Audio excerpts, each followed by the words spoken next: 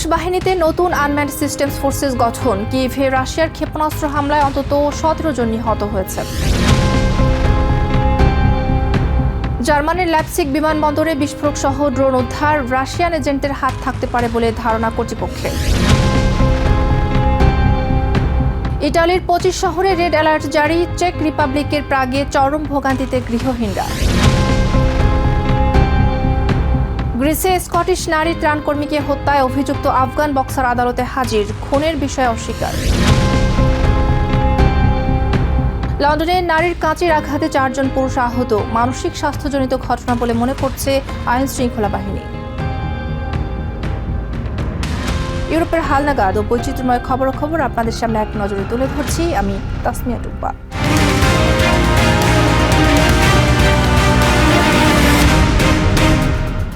Ukraine যুদ্ধ নতুন মোড় নেয়। রুশ সামরিক বাহিনীতে ব্যাপক রদবদল এনেছেন প্রেসিডেন্ট ভ্লাদিমির পুতিন। বুধবার ড্রোন যুদ্ধ পরিচালনার জন্য আনম্যান্ড সিস্টেমস ফোর্সেস নামে নতুন বাহিনী গঠন করে ডেনিস লিয়ামিনকে প্রধান হিসেবে দায়িত্ব দিয়েছেন তিনি। অন্যদিকে কিয়েভে রাশিয়ার সাম্প্রতিক ক্ষেপণাস্ত্র হামলায় অন্তত 17 জন নিহত হয়েছেন।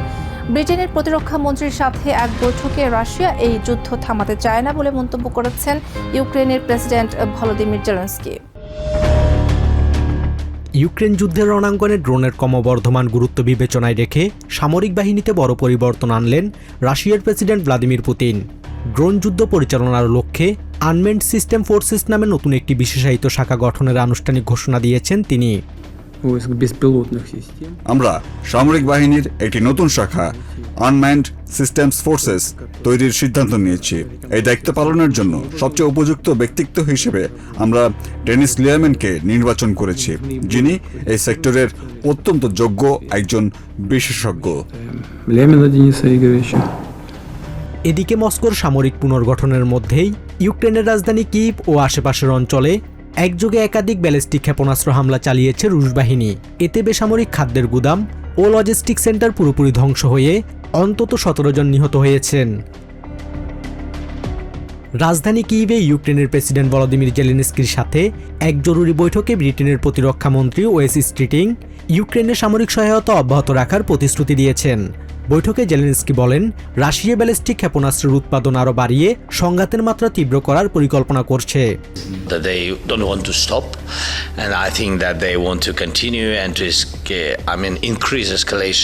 এদিকে রাশিয়ার তুলা অঞ্চলে ড্রোন হামলা চালিয়ে রুশ বাণিজ্যিক লজিস্টিক সেন্টারে পাল্টা আঘাত হেনেছে ইউক্রেনিয়ান বাহিনী।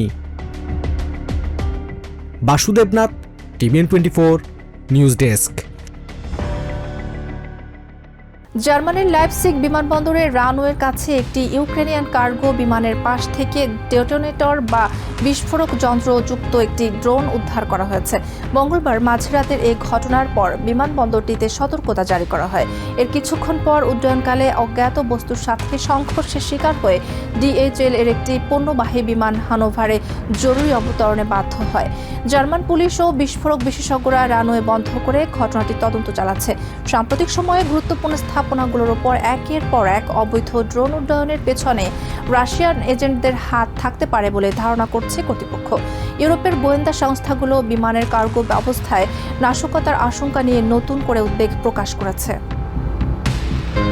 ইউরোপ জুড়ে চলমান দাবদাহে জনজীবন স্থবির হয়ে পড়ায় ইটালির 25টি শহরে রেড অ্যালার্ট জারি করা হয়েছে। ভ্যাটিকানে পোপের সাপ্তাহিক গণসমাবেশের আয়োজন উন্মুক্ত স্থান থেকে ইনডোরে সরিয়ে নেওয়া হয়েছে। অন্যদিকে চেক রিপাবলিকের প্রাগ সহ বিভিন্ন দেশে গরমে দেখা দিয়েছে চরম পানি ও স্বাস্থ্য সংকট। টানা চতুর্থবারের মতো শক্তিশালী দাবদাহের কবলে ইটালি।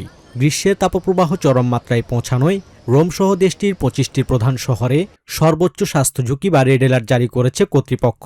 ভ্যাটিকান সিটির সেন্ট পিটার্স স্কোয়ারে আসা পর্যটক ও পুণ্যার্থীরা তীব্র গরম ও অতিরিক্ত আর্দ্রতায় হাঁসফাঁস করছেন। সত্যি বলতে এখানে ভীষণ গরম এবং প্রচণ্ড আর্দ্রতা।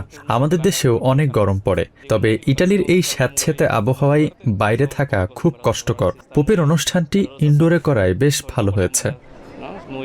তীব্র তাপপ্রবাহের কারণে সকাল 11টা থেকে সন্ধ্যা 6টা পর্যন্ত সাধারণ মানুষকে সরাসরি সূর্যালোক এড়িয়ে চলার পরামর্শ দেওয়া হয়েছে। প্রাগেও তাপমাত্রা স্বাভাবিকের চেয়ে 11 ডিগ্রি বেড়ে 33 ডিগ্রি সেলসিয়াসে পৌঁছেছে। সেখানে গৃহহীন ও দুস্থ মানুষদের মাঝে পানি, জুস ও খাবার বিতরণ করছেন স্যালভেশন আর্মির কর্মীরা। আমরা সরাসরি রাস্তায় থাকা মানুষদের কাছে যাচ্ছি, যেন গরমে তাদের শারীরিক কোনো বড় ক্ষতি না হয়।